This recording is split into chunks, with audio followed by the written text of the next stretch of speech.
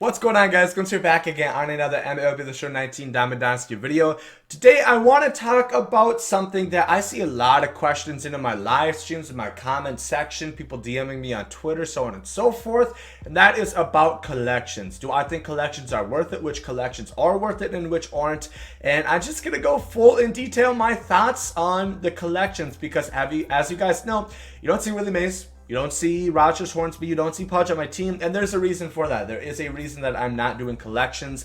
I have completed about 15, ironically, but they are more so on the cheaper side. I believe the only collections that actually have diamonds in there that I have completed are the Chicago Cubs and the Atlanta Braves. I think those are the only two that I actually have done, and I'm just going to say straight up, most collections are not worth it, in my opinion. For the most part, with very little exception, collections just aren't that worth it this year for quite a few reasons that I will get into. But I do first want to say, I think all the cheap collections, if you have a collection, like the free agents, those are definitely worth it. I know there's a lot of free agents, but there is also a lot of XP. And a lot of people might justify doing the collections for the simple fact that there is a good amount of XP. And while that is true, at the same point, there is other ways that you can get XP without having to spend stubs. And then you can still hold on and retain better players. So what I'm saying with collections, the Orioles, absolutely worth it. You guys get this 82 overall John Scope.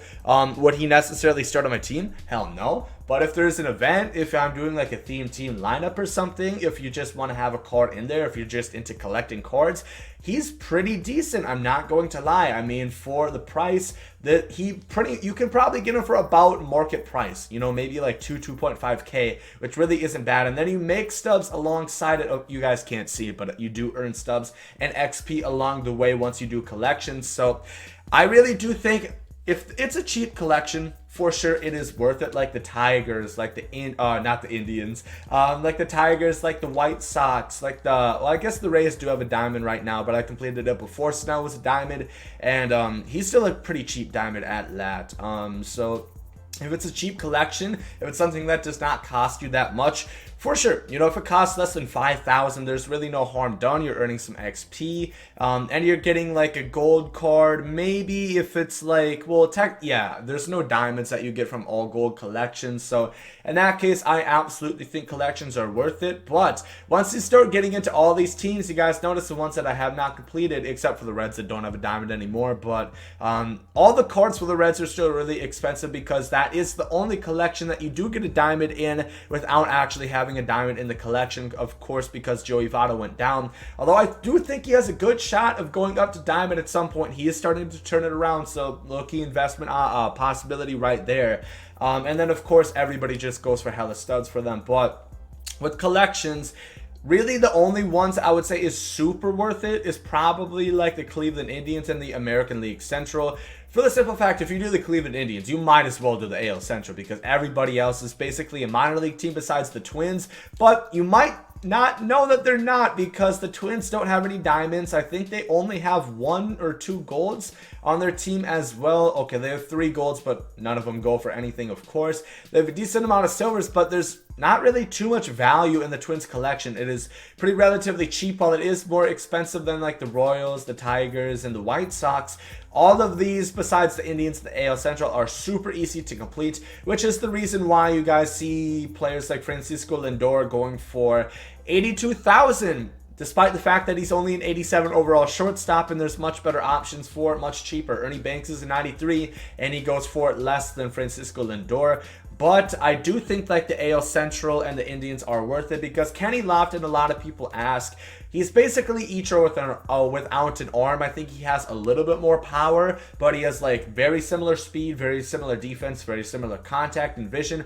He just does not have an arm like Ichiro, which is a detriment to his card, but at the same point, he is still good, and he always is a problem for me whenever I face him. But I guess the best way that I could put it, this is the main reason why I'm not too concerned about collections. So if you guys look at this Roberto Alomar right here, and I made this point in a video before, you guys see his stats, you know, pretty much 90 speed, pretty much 99 stealing, 93 fielding, 81 arm, 85 reaction, maxed out bunting, 121 batters clutch, which does actually matter once you have runners in scoring position. That will come into effect. 120 vision, 75, 80 power, 121 pretty much maxed out contact versus righties, and about to 100 contact versus lefties. Alongside that, he is also a switch hitter, and you could technically have gotten this card for free if you picked him once you completed the 3rd inning program, but even if you didn't, you can still pick him up for 88,000 right now. So you might think, what the hell are you talking about? Cool. I know what Roberto Alomar's stats are. Keep those numbers in mind. 88K, and then let's go look at the second baseman collection for completing the entire National League for the St. Louis Cardinals. Of course, we're talking about Rogers Hornsby right here, and he has pretty much the same contact versus right. Contact left is about 20 up. Power is about 20 up per side as well. Vision's the same. Speed is less. Stealing is like 50 plus less. His fielding is not that close. It's like -15. Reaction is a lot lower than Roberto Alomar. Has the same bunting, has the same clutch, but you know, really the less speed, the less stealing, which stealing is very important. A lot of people like to steal bases. Speed is nice, but stealing helps you get that quick jump. And then fielding, of course, 75 fielding. I do make a lot of errors with guys with 75 fielding. And you know, this card, you get him from collecting each and every single National League card. And you have to lock those in. So Roberto Alomar, if you don't like him, I personally picked Roberto Alomar with my pick. I just didn't hit with him. I did not do well with him through about 50 at bats, so I sold him, you know, and I could get something else. You can't sell Rogers Hornsby if you don't like him. And then to complete the National League, I'm not exactly sure how much it will cost, but if you look at collections like the Padres, that's 50 plus K. The Dodgers, that's got to be at least like 75 plus. And you guys get the point. The Rockies are over 100,000 stubs that you're going to have to spend. The Diamondbacks, of course, the collections without diamonds are pretty cheap. The Cardinals, you know, that's going to be around like 35, 40K that you guys are going to have to sink in. The Brewers are over 100,000, and you guys start to get the point. The National League in total, I would probably assume, is at least 500 plus K to get a card that's arguably just as good, if not maybe a little bit better than Roberto Alomar. It really depends who you are. Personally, I would rather have Roberto Alomar because he has much better fielding, he has better stealing, he's a switch hitter, which is very important to me. So I'd probably personally rather have Roberto Alomar opposed to Rogers Hornsby for versatility, or not versatility reasons, but yeah, I guess lineup versatility and lineup diversity reasons, where he is a switch hitter, Hornsby is a righty, and I just think Alomar is just as good, and you're going to spend like a fifth of the price, and you don't have to lock in all those cards as well. So that's really like my main point to people asking if collections are worth it or not.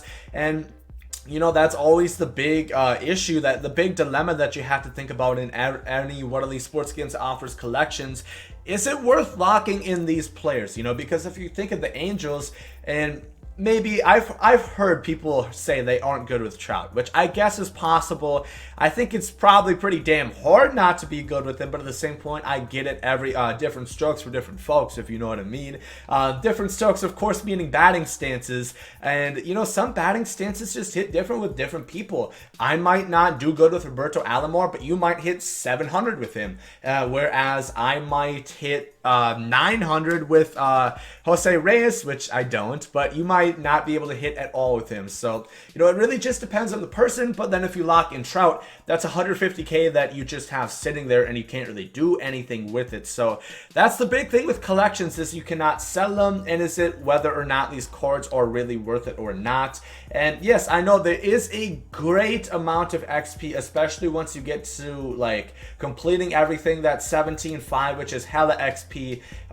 You know, you just earn so much once you start getting these done, because a single team, you know, I think it's about 3,500. It's around 10K XP, which I think all of you guys.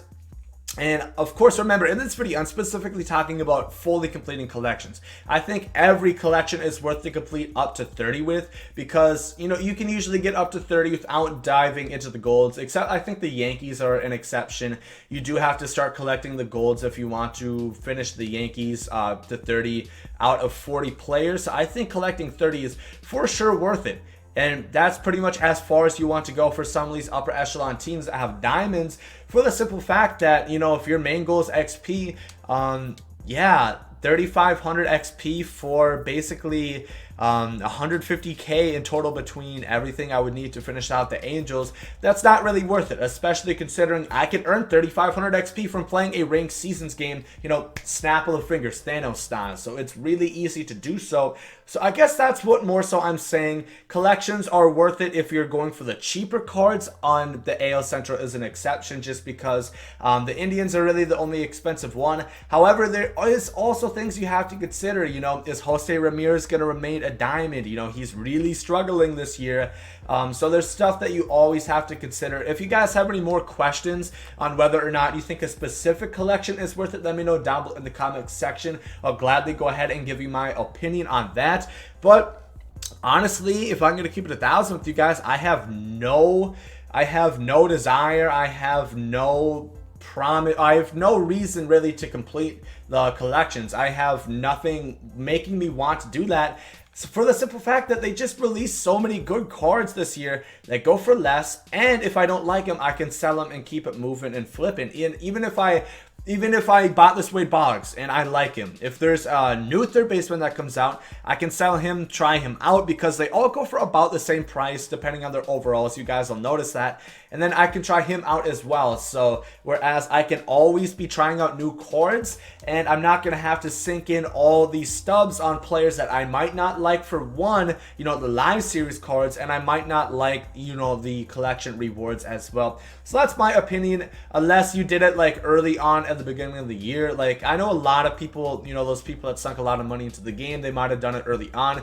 That's more so fine. But if you guys are thinking about completing the entire collections right now, I just do not think it is personally worth it. I think you guys are much better off just, you know, get the new headliners that come out, you know, buy an extra one of the bosses, because these cards are just as good for a fraction of the price, and you guys can always be trying out new cards as well. And at the end of the day, I think that's the whole purpose of these Ultimate Team style game modes is, you know, use your favorite players, use cards that come out recently, and just try out a bunch of new guys to see who really works the best for you and who helps you win games. So I think that's the best strategy to go with. If you guys did enjoy this video, make sure to like down below. Hope you guys are great today. There comes out.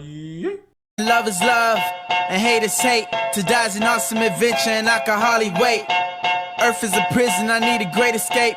You know I'm in my zone when I'm up in outer space. You know I'm in my zone when I'm up in outer space. You know I'm in my zone when I'm up in outer space. You know I'm in my zone. You know I'm in my zone. I took a bite of the glory.